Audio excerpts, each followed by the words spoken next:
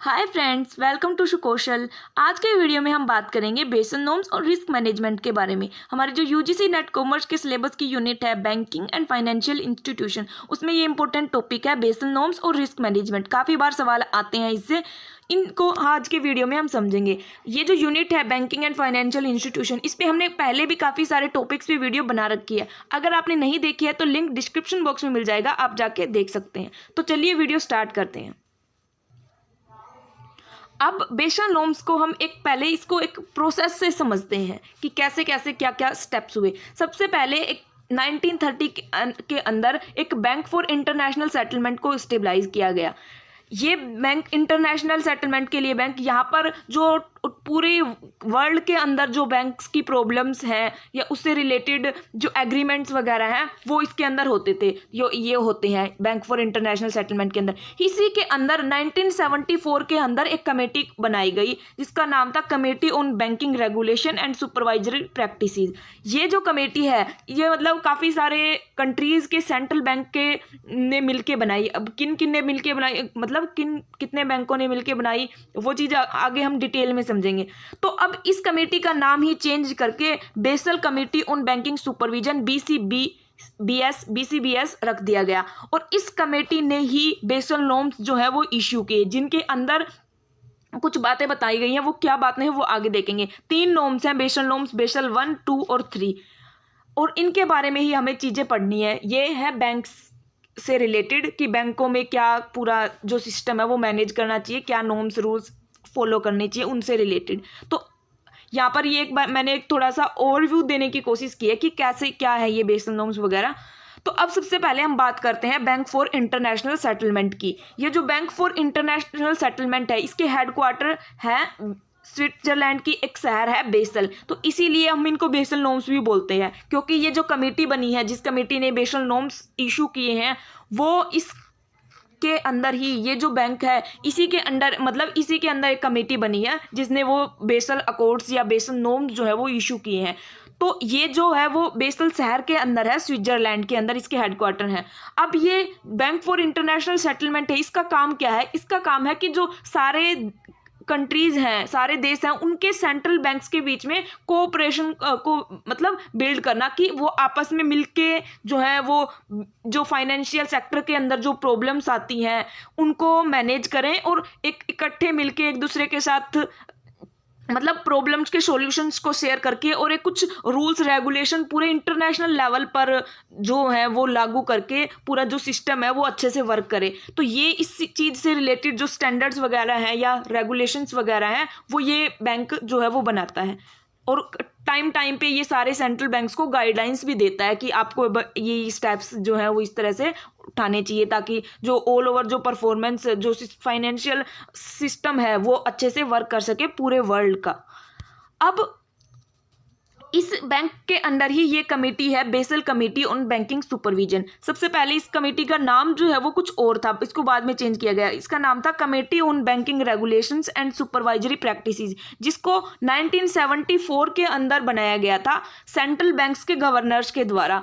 10 countries के group of 10 countries, 10 देशों के सेंट्रल बैंक के गवर्नर ने इस कमेटी को फॉर्म किया था। इस कमेटी का काम क्या था कि जो बैंकिंग सेक्टर्स के अंदर जो डिस्टर्बेंस हो रखी हैं और जो करेंसी जो इंटरनेशनल करेंसीज के अंदर जो डिस्टर्बेंस हैं उनको ठीक करने के लिए कुछ गाइडलाइंस या रेगुलेशंस जो है वो इशू करना इस कमेटी का काम था।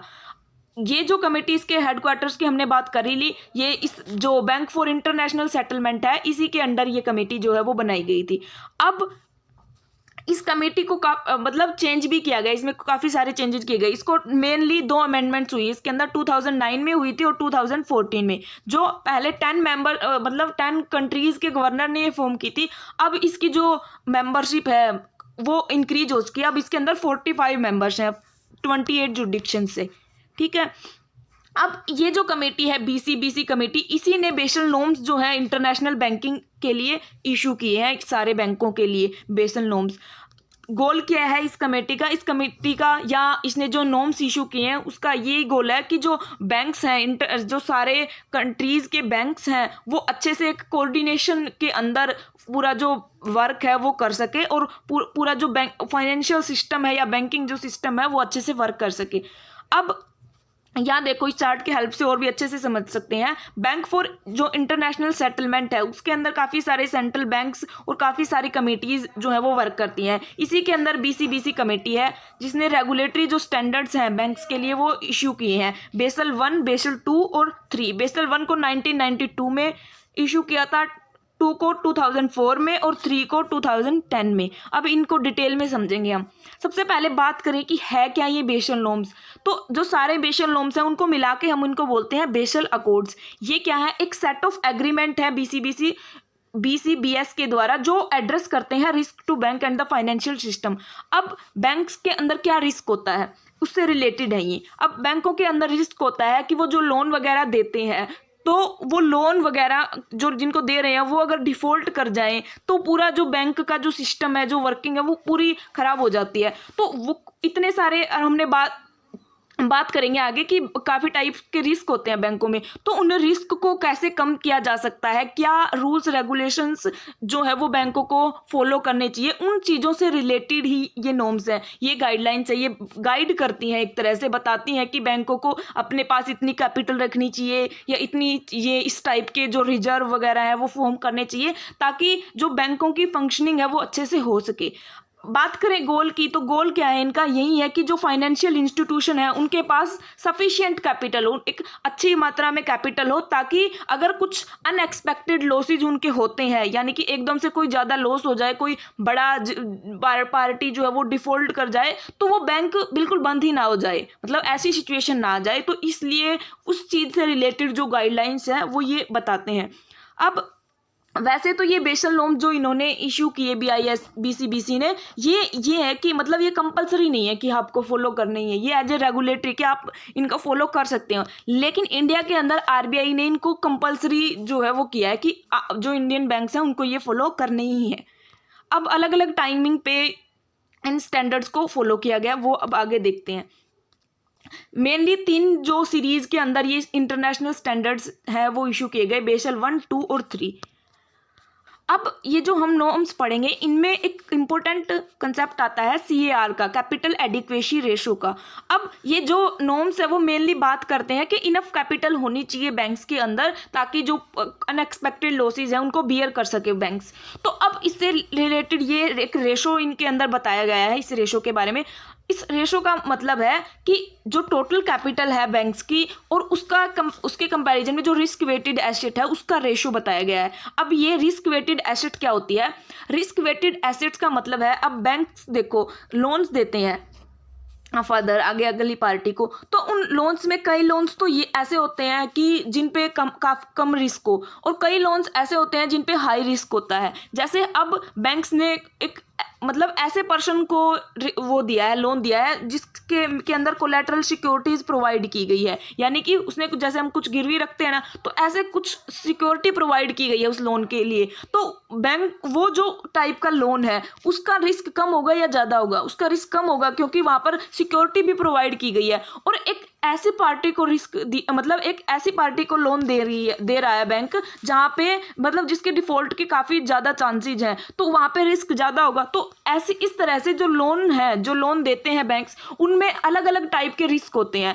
तो रिस्क वेटेड एसेट का मतलब है कि जो बैंक्स की जो एसेट्स है, अब जो लोन बैंक्स दे रहे हैं वो बैंक्स की एसेट होती है, हम तो उसे लोन बोलते हैं, लेकिन बैंक्स के लिए तो एसेट ही होती है क्योंकि बैंक्स ने वो इन्वेस्ट कर रखे होते हैं, एक तरह से वहाँ पे इंटरेस्ट अर्न कर रहा है बैंक। तो वो जो बैंक्स की एसेट्स हैं उनको उनके रिस्क की वेटेज के हिसाब से अलग अलग वेटेज दी जाए कि जैसे अब कैश है, कैश के ऊपर 0% रिस्क है, जो RBI के पास बैंक ने दे रखा है उस पर भी 0% रिस्क है, स्टेट या सेंट्रल गवर्नमेंट ने गारंटी कर रखा है कोई लोन उस पर भी 0% रिस्क होता है, अगर पब्लिक सेक्टर अंडरटेकिंग को दे रखा है लोन तो उस पर 100% रिस्क है, ऐसे क्रेडिट कार्ड्स हैं उन पर 125% रिस्क होता है। तो ऐसे अलग अलग रिस्क वेटेज की जो एसेट्स हैं बैंक की, उसके कंपैरिजन में जो टोटल कैपिटल जो टोटल कैपिटल है बैंक की, वो जो रेशो होता है वो होता है capital adequacy ratio. Capital adequacy यानी कि capital to risk weighted asset का जो रेशो है। अब ये टोटल कैपिटल को भी अलग अलग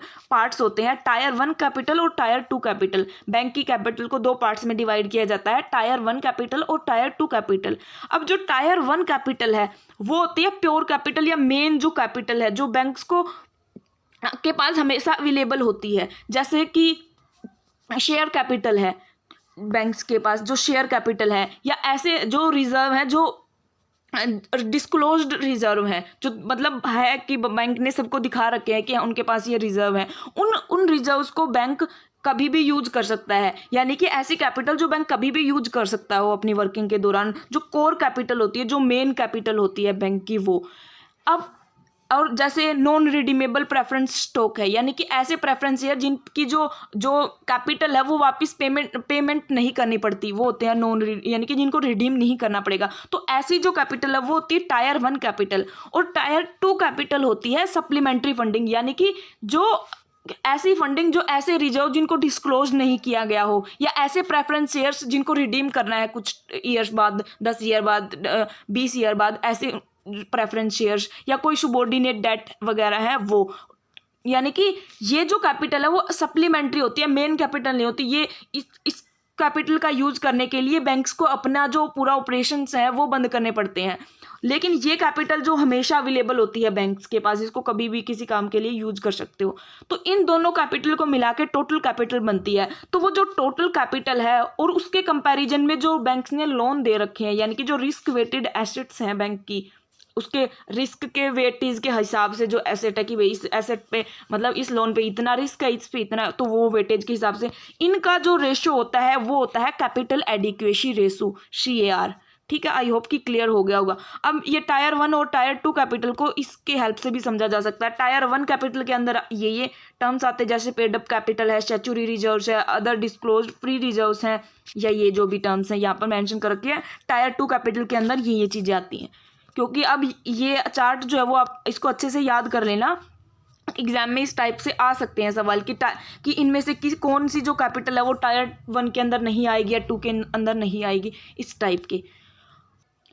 यहाँ पर जो ये चार्ट है इसके अंदर ओवरव्यू दे रखा है जो बेसल 1, 2 और 3 नॉर्म्स हैं उनके बारे में। इनको डिटेल में आगे समझेंगे, एक बार ओवरव्यू देख लेते हैं। सबसे पहले इंट्रोडक्शन की बात करें कि जो बेसल 1 नॉर्म है उनको कब इंट्रोड्यूस किया गया, 1988 के अंदर। बेसल जो 2 नॉर्म्स हैं उनको 2004 में और 3 को 2010 में। अब बात करें इंडिया के अंदर कब इम्प्लीमेंट किए गए, तो इम्प्लीमेंटेशन की स्टार्टिंग जो है 1992 में कर दी गई थी, लेकिन फुल्ली इम्प्लीमेंट 1990 तक हुए थे, 1990 तक। और सेकंड जो नॉर्म्स थे बेसल 2 नॉर्म्स, उनको 2009 में स्टार्ट किया गया, 2015 तक फुल्ली इम्प्लीमेंट कर दिए गए। और बेसल 3 की बात करें तो इनका जो स्टार्टिंग में बोला गया था कि 2020 तक इनको इम्प्लीमेंट कर लेना फुल्ली, लेकिन कोविड आ गया तो उसके बाद इनको आगे एक्सटेंड कर दिया गया। ठीक है, अब इनके चल ही रहा है। बात करें रिकमेंडेशंस की कि क्या मेन रिकमेंडेशंस दी गई, तो जो बेसल 1 नॉर्म है उसके अंदर CAR जो कैपिटल एडिक्वेसी रेशो हमने समझा वो 8% की बात बोली गई कि वो 8% होना चाहिए। ठीक है, capital to risk weighted asset जो रेशो है वो 8% होना चाहिए। फिर जो बेसल 2 नॉर्म है उसके मेन 3 पिलर्स थे, CAR था जो 8% था इंडिया के अंदर, लेकिन RBI ने बोला कि 9% होना चाहिए। ठीक है, हमने एक थोड़ा एक्स्ट्रा बफर के लिए मान लिया। सेकंड जो इसके अंदर पिलर है वो था सुपरवाइजरी रिव्यू, और थर्ड मार्केट डिसिप्लिन। 3 पिलर थे इसके, CAR, सुपरवाइजरी रिव्यू और मार्केट डिसिप्लिन। अब ये क्या होते हैं इनको आगे जब इनकी डिटेल समझेंगे तब बात करेंगे। जो बेसल 3 नॉर्म्स है उसके अंदर भी 3 पिलर्स थे, CAR, एनहेंस्ड सुपरवाइजरी रिव्यू और एनहेंस्ड मार्केट डिसिप्लिन। बाकी चीजें सेम है, बस इनके आगे एनहेंस्ड वर्ड लगा दिया। ठीक है, 3 pillars, CAR, enhanced supervisory review और एनहेंस्ड मार्केट डिसिप्लिन।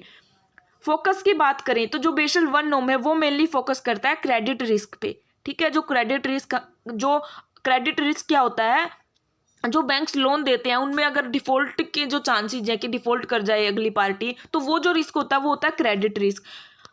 फिर बेसल 2 जो नॉर्म्स है उसके अंदर 3 टाइप्स के रिस्क की बात की गई, क्रेडिट रिस्क, मार्केट रिस्क और ऑपरेशन रिस्क। याद रखना ये एग्जाम में पूछा जा चुका है कि बेसल 2 नॉर्म्स में कितने टाइप्स के रिस्क की बात की गई या कौन कौन से रिस्क की बात की गई, क्रेडिट रिस्क, मार्केट रिस्क और ऑपरेशन रिस्क। फिर जो बेसल 3 नॉर्म्स है उसके अंदर कुछ फोकस एरियाज रखे गए थे, कैपिटल, लीवरेज, फंडिंग और लिक्विडिटी से रिलेटेड। इनके बारे में कुछ एडवाइजरी जो है वो इशू की गई थी। अब हम बात करते हैं बेसल वन नॉर्म्स के बारे में कि इसमें क्या था। तो जो BCBS है उसने इंट्रोड्यूस किए थे कैपिटल मेजरमेंट सिस्टम, या हम इनको बेसल कैपिटल अकॉर्ड भी बोलते हैं, 1988 के अंदर, जिसको ही सबसे पहले बोला गया बेसल वन। अब ये जो बेसल वन नॉर्म्स हैं वो मेनली, जिसके अंदर मेन कंसर्न जो है वो बताया गया क्रेडिट रिस्क को, इसके बारे में, और इसके अंदर जो कैपिटल और रिस्क वेटेड स्ट्रक्चर है बैंक्स का, उसके बारे में भी कुछ गाइडलाइंस दिए गए। और सबसे मेन जो है वो बताया गया 8% मिनिमम कैपिटल, या हम बोल सकते हैं CAR, capital to risk weighted assets, उसको 8% बोला गया। कि जो हमने बात की थी कैपिटल एडिक्वेसी रेशो की, जहां पर हमने टायर 1 कैपिटल और टायर 2 कैपिटल की बात की थी, तो वो जो टायर 1 और टायर 2 कैपिटल मिला के उसके बाद जो रिस्क वेटेड एसेट्स हैं, इनका जो रेशो है वो 8% होना चाहिए, ये बोला गया बेसल वन अकॉर्ड के अंदर। और इंडिया के अंदर ये बेसल वन गाइडलाइंस 1999 के अंदर इंप्लीमेंट की गई, इनकी बात भी हम कर चुके हैं। अब बात करें बेसल 2 नॉर्म्स की, तो बेसल 2 गाइडलाइंस जो है वो 2004 के अंदर इशू की गई थी, जून 2004 के अंदर। इनमें कुछ और जो एक्स्ट्रा गाइडलाइंस बताई गई, इसके 3 जो मेन पिलर्स थे वो थे मिनिमम कैपिटल रिक्वायरमेंट जो CAR, सुपरवाइजरी रिव्यू और मार्केट डिसिप्लिन। अब ये क्या क्या थे? सबसे पहले कैपिटल एडिक्वेसी रिक्वायरमेंट की बात करें तो वो सेम वही 8% ही रखी गई जो बेसल वन के अंदर थी। फिर सुपरवाइजरी रिव्यू, सुपरवाइजरी रिव्यू का मतलब इसमें क्या बताया गया कि जो बैंक्स हैं उनको अपना जो एक पूरा जो मॉनिटरिंग का और जो मैनेजमेंट का सिस्टम है कि वो किस तरह से रिस्क को मैनेज करते हैं, वो जो व्यू है या वो जो सिस्टम है उसमें इम्प्रूवमेंट की ज़रूरत है, उसको एम्पावर करने की ज़रूरत है। नई नई टेक्निक्स जो है वो बैंक्स को यूज करनी चाहिए जो रिस्क हैं उनको मैनेज करने के लिए। मेनली 3 टाइप के रिस्क की बात की गई, क्रेडिट रिस्क, मार्केट रिस्क और ऑपरेशनल रिस्क। फिर मार्केट डिसिप्लिन, मार्केट डिसिप्लिन में ये बताया गया कि जो बैंक्स हैं उनको अपने सिस्टम के अंदर ट्रांसपेरेंसी लानी होगी। ट्रांसपेरेंसी यानी कि अपना जो भी अपने बैंक से रिलेटेड जो मेन डिटेल्स हैं वो छुपा के नहीं रखनी। ये नहीं है कि उनकी अगर कुछ बैड डेट्स वगैरह हैं तो उनको छुपा के रखो, उनको मतलब डिस्क्लोज करना है, ठीक है। और जो भी रिक्वायरमेंट्स हैं उनको स्ट्रिक्टली फॉलो करना है। जो मतलब एक गुड जो कंपनी हम बोल सकते हैं, गुड इंस्टीट्यूशन बोल सकते हैं, उसका मार्केट के अंदर जो एक हम बोल सकते हैं रिस्पॉन्सिबिलिटी होती है उसको फॉलो करना है। यानी कि एक डिसिप्लिन, मार्केट जो डिसिप्लिन है उसको मेंटेन करके रखना है। तो इसीलिए जो अपना जो रिस्क एक्सपोजर है या अपने की रिस्क एक्सपोजर यानी कि अगर बैंक के अंदर कोई रिस्क है, उसने कोई रिस्की एसेट्स मतलब रिस्की लोन वगैरह दे रखा है, तो वो जो इन्फॉर्मेशन है वो टाइम टू टाइम जो सेंट्रल बैंक है उसको इन्फॉर्म करे रेगुलर बेसिस पे। तो ये जो 3 मेन पिलर्स हैं वो थे बेसल 2 नॉर्म्स के, ठीक है। अब बात करते हैं बेसल 3 गाइडलाइंस की। जो बेसल 3 गाइडलाइंस हैं उनको 2010 के अंदर पब्लिश किया गया। 2008 में आपको पता है कि फाइनेंशियल क्राइसिस आया था, तो उसके रिस्पॉन्स में काफ़ी सारी नई चीज़ें, जो नई गाइडलाइंस भी हैं वो बताई गई ताकि जो बैंकिंग सिस्टम है उसको और ज़्यादा स्ट्रेंथन किया जा सके। मेनली उस टाइम पे जो डेवलप्ड इकोनॉमिक्स थी उनके बैंक जो सेंट्रल बैंक्स हैं उनके अंदर काफ़ी प्रॉब्लम्स आ रही थी, जैसे अंडर कैपिटलाइजेशन की, यानी कि कैपिटल की कमी, ओवर लिवरेज्ड थी वो, तो और जो है शॉर्ट टर्म फंडिंग के ऊपर ज़्यादा रिलाई करती थी। तो इन सारी प्रॉब्लम्स के सॉल्यूशन के लिए या मैनेजमेंट के लिए बेसल 3 के अंदर कुछ और एक्स्ट्रा गाइडलाइंस इशू की गई। इसके भी मेन 3 पिलर थे जो बेसल 2 के अंदर थे, उन्हीं के अंदर आगे एनहेंस्ड वर्ड लगा दिया, सेम है। Enhanced minimum capital and liquidity requirement, enhanced supervisory review process for firm wide risk management and capital planning. Pillar 3 के अंदर एनहेंस्ड रिस्क डिस्क्लोजर और मार्केट डिसिप्लिन। अब इसके अलावा कुछ और एक्स्ट्रा गाइडलाइंस थी इसके अंदर 4 जो क्रिटिकल पैरामीटर्स हैं, बैंकिंग पैरामीटर्स, उनकी बात की गई। कैपिटल, लिवरेज, फंडिंग और लिक्विडिटी। याद रखना ये 4 parameters, capital, leverage, funding and liquidity. जो लास्ट ईयर पेपर हुआ था उसके अंदर सवाल आया था इससे रिलेटेड भी कि कौन कौन से जो 4 पैरामीटर्स हैं वो थे, कैपिटल, लिवरेज, फंडिंग और लिक्विडिटी। अब कैपिटल के अंदर कैपिटल एडिक्वेसी रेशो की बात की गई। अब कैपिटल एडिक्वेसी रेशो में अलग अलग डिफाइन किए गए कि किस चीज़ मतलब अलग अलग इंस्टीट्यूशन से रिलेटेड या टायर 1 या टायर 2 का अलग अलग रेशोज बताए गए। वैसे तो जो है वो मिनिमम बोला गया 9% CAR होना चाहिए ऑल ओवर की बात करें, लेकिन मतलब टायर 1 में मैंने बताया कि आगे जो है ये रेशोज के अलग अलग टाइप्स में बताए गए, जैसे टायर 1 और टायर 2 कैपिटल रेशो अलग अलग बात की गई। जो टायर 1 है, टायर 1 कैपिटल है, उसका जो रेशो है वो होना चाहिए 10.5%। टायर 2 है, उसका कैपिटल जो रेशो है CR जो है वो 2% होना चाहिए। पब्लिक जो बैंक है उनका 10%, लोकल बैंक है उनका 15%। अब ये लोकल बैंक्स का ऐसे ज़्यादा क्यों? क्योंकि इनके अंदर ज़्यादा रिस्क होता है, तो जितना रिस्क है उसके हिसाब से उतना ज़्यादा जो है उनको कैपिटल मेंटेन करके रखनी पड़ेगी। ठीक है, फिर इसके अंदर दो और एक्स्ट्रा जो रेशोज हैं उनकी बात की गई, कैपिटल कंजर्वेशन बफर और काउंटर साइक्लिक बफर। अब कैपिटल कंजर्वेशन बफर का मतलब कि जो नॉर्मल CAR रखना है वो तो रखना ही है, उसके अलावा भी एक कैपिटल कंजर्वेशन बफर रखना होगा बैंक्स को 2.5% का, ताकि कुछ और अनएक्सपेक्टेड सिचुएशंस आ जाए तो उसके लिए। फिर एक बात की गई काउंटर साइक्लिक बफर की। अब ये काउंटर साइक्लिक बफर का क्या मतलब था कि अगर गुड सिचुएशन है तो उसके अंदर वो जो रेशो है उसको कम कर दो, यानी कि अगर अच्छी सिचुएशन है और ख़राब सिचुएशंस आने लगे कि ऐसी कंडीशन जहाँ पर बैंक्स को काफ़ी ज़्यादा रिस्क हो जाए कि भाई ये पार्टी डिफॉल्ट कर सकती है या इस तरह कोई अनएक्सपेक्टेड लॉस हो सकता है, तो उस टाइम पे उस रेशो को इंक्रीज कर दे। तो इसलिए बोला गया इसको साइक्लिकल मतलब चेंजेज, इसका जो है वो बोला गया 0 से 2.5% के बीच में रखना है, यानी कि अगर सिचुएशन वर्स है तो 2.5% रख सकते हैं, तो 2.5% रख लो, और अगर सही है तो उसको 1% या मतलब कम रखना है। तो इस हिसाब से इसको, इसलिए इसका नाम है काउंटर साइक्लिक बफर। बात करें लीवरेज की, इन्होंने इस गाइडलाइंस के अंदर बात की लीवरेज रेट की, कि जो लीवरेज रेट है वो एटलीस्ट 3% होना चाहिए। अब ये लीवरेज रेट क्या होती है? ये लीवरेज रेट भी एक रेशो होता है जो टायर 1 कैपिटल है उसके कंपैरिजन में जो एवरेज कंसोलिडेटेड एसेट्स हैं वो कितनी है। तो वो जो रेशो हमने उसके अंदर जो CAR है उसके अंदर थी टायर 1 और टायर 2 और फिर रिस्क वेटेड एसेट्स, और जो लीवरेज रेट है वो क्या होती है? टायर 1 कैपिटल, फिर इसके कंपैरिजन में जो कंसोलिडेटेड जो टोटल कंसोलिडेटेड एसेट्स हैं वो, ये जो रेशो है या जो रेट है उसको बोला जाता है लीवरेज रेट। ये जो है वो 3% होनी चाहिए। फिर इसके अंदर फंडिंग और लिक्विडिटी की बात की गई। अब लिक्विडिटी का मतलब क्या होता है? लिक्विडिटी का मतलब होता है कि कितना कैश या ऐसी एसेट्स जो जल्दी से कैश के फॉर्म में कन्वर्ट हो सके वो कितनी है बैंक के पास। तो लिक्विडिटी से रिलेटेड दो रेशोज बताए गए, LCR लिक्विडिटी कवरेज रेशो और नेट स्टेबल फंड्स रेट या NSFR।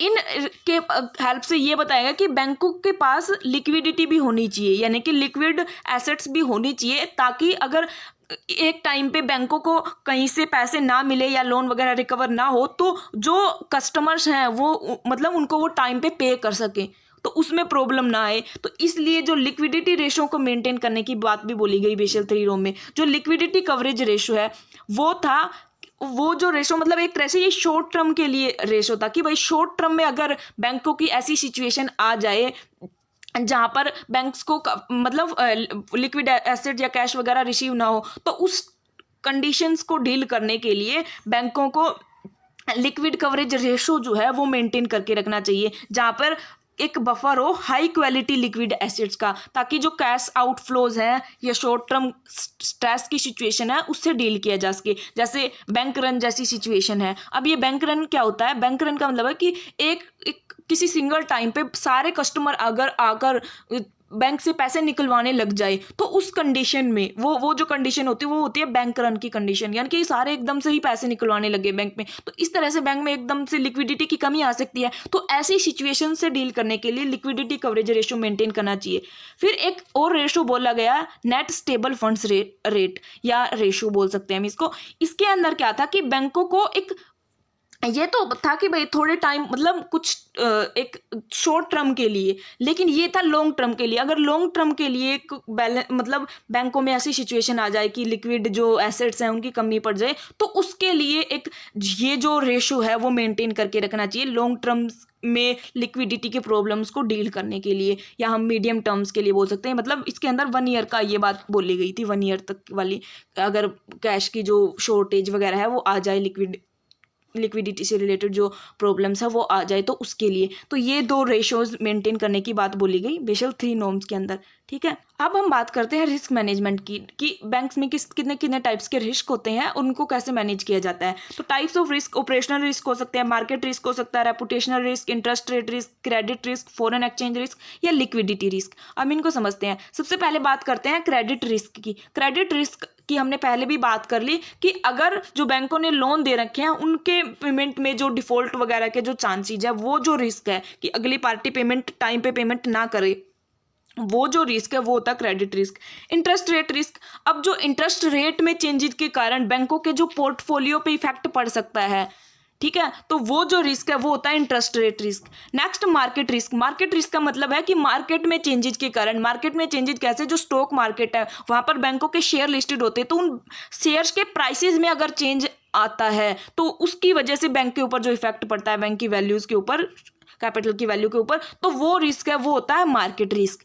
नेक्स्ट जो टाइप है वो है रेपुटेशनल रिस्क। रेपुटेशनल यानी कि जो बैंक की गुडविल है, जो लोगों के एक रेपुटेशन है बैंक की, वो अगर डैमेज हो जाए किसी कारण से, तो वो जो रिस्क होता है वो होता है रेपुटेशनल रिस्क। नेक्स्ट है ऑपरेशनल रिस्क। ऑपरेशनल रिस्क यानी कि अगर बैंक का जो ऑपरेशन है वो अगर किसी तरह से डैमेज हो जाए, उसमें कुछ प्रॉब्लम आ जाए, तो उसकी वजह से जो प्रॉब्लम होगी, जैसे अब जो बैंक है वहाँ का जो मेन कंप्यूटर है वहाँ पर कोई वो ख़राब हो जाए या वहाँ पर कोई वायरस वगैरह आ जाए, तो उसकी वजह से जो पूरा बैंकिंग का जो सिस्टम, जो पूरा बैंक का जो सिस्टम है, वर्किंग है, वो डिस्टर्ब हो जाए, तो वो ऑपरेशंस में जो मतलब ऑपरेशनल एक कह सकते हैं प्रॉब्लम है, ये कोई इंटरनल जो प्रोसेस या इंटरनल प्रॉब्लम है, तो वो जो उससे जो बैंक्स को प्रॉब्लम क्रिएट होगी, वो जो रिस्क होगा वो होता है ऑपरेशनल रिस्क। नेक्स्ट है लिक्विडिटी रिस्क। लिक्विडिटी की हमने बात कर ली इतनी बार कि जो अगर कैश जो है बैंक्स के पास वो कम पड़ जाए, कस्टमर्स अगर बैंक से कैश मांग रहे हैं, मतलब वो मांग रहे हैं लेकिन बैंक के पास है ही नहीं, मतलब करंट में कैश की कमी आ जाए, तो उसकी वजह से जो रिस्क होता है वो होता है लिक्विडिटी रिस्क, यानी कि लिक्विडिटी की कमी आ जाए तो वो जो रिस्क होता है। अब बात करते हैं रिस्क मैनेजमेंट की प्रोसेस की। अब प्रोसेस में कुछ स्टेप्स हैं। सबसे पहले रिस्क को एनालाइज करते हैं, ठीक है, फिर उसको एनालाइज करने के बाद आइडेंटिफिकेशन की क्या है रिस्क, फिर उसको मेजर करते हैं और फिर उसके कंट्रोल के लिए स्टेप लेते हैं और फिर फर्दर मॉनिटर करते रहते हैं कि कोई और प्रॉब्लम्स ना आ जाए। अब बात करते हैं रिस्क मैनेजमेंट टूल की। तो एसेट लायबिलिटी मैनेजमेंट, यहाँ पर क्या होता है कि इसके अंदर एक पूरी प्रोसेस होती है जहाँ पर जो एसेट्स और लायबिलिटीज़ हैं उनकी पूरी प्लानिंग वगैरह से, मतलब उनकी अच्छे से जो उनकी क्या मैच्योरिटी डेट्स हैं, क्या कितनी वॉल्यूम्स की हैं, कितनी उनसे अर्निंग्स हो रही हैं, उन सारी चीज़ों की पूरी डिटेल्स जो है वो रखी जाती है या उनको एक तरह से मॉनिटर किया जाता है। नेक्स्ट है स्ट्रेस टेस्टिंग। इसमें 2 तरह से होती है, एक सेंसिटिविटी टेस्ट और एक स्कैनरियो। सेंसिटिविटी का मतलब है कि किसी एक फैक्टर, किसी एक वेरिएबल से उसका क्या इम्पैक्ट पड़ रहा है, एक वेरिएबल का, उस चीज़ को असेस करना और फिर उसको मेजर करना और फिर उसके आगे फर्दर फिर जो उसके मैनेजमेंट के जो है स्टेप्स वो लेना। स्कैनरियो के अंदर क्या होता है कि हम काफ़ी सारे वेरिएबल्स के, काफ़ी सारे फैक्टर्स के इफेक्ट चेक करते हैं और फिर जो एक तरह से सॉल्यूशन है उसकी बात करते हैं। स्कैनरियो का मतलब है कि पूरा जो सारे फैक्टर्स हैं एक चीज़ के ऊपर, किसी चीज़ का क्या इफेक्ट पड़ेगा, इसका क्या इफेक्ट पड़ेगा, सारे फैक्टर्स का। और सेंसिटिविटी के अंदर सिर्फ एक फैक्टर का क्या इफेक्ट पड़ेगा, इसके ऊपर क्या इम्पैक्ट होगा, उस चीज़ को असेस करते हैं, ठीक है। तो ये थी आज की वीडियो। आई होप कि आपको चीज़ें समझ आई होंगी। अगर कोई डाउट है तो कमेंट सेक्शन में पूछ सकते हैं और अगर आपको इसका PDF चाहिए तो टेलीग्राम चैनल जो है वो ज्वाइन कर सकते हैं। मिलते हैं फिर अगले वीडियो में। Thanks for watching.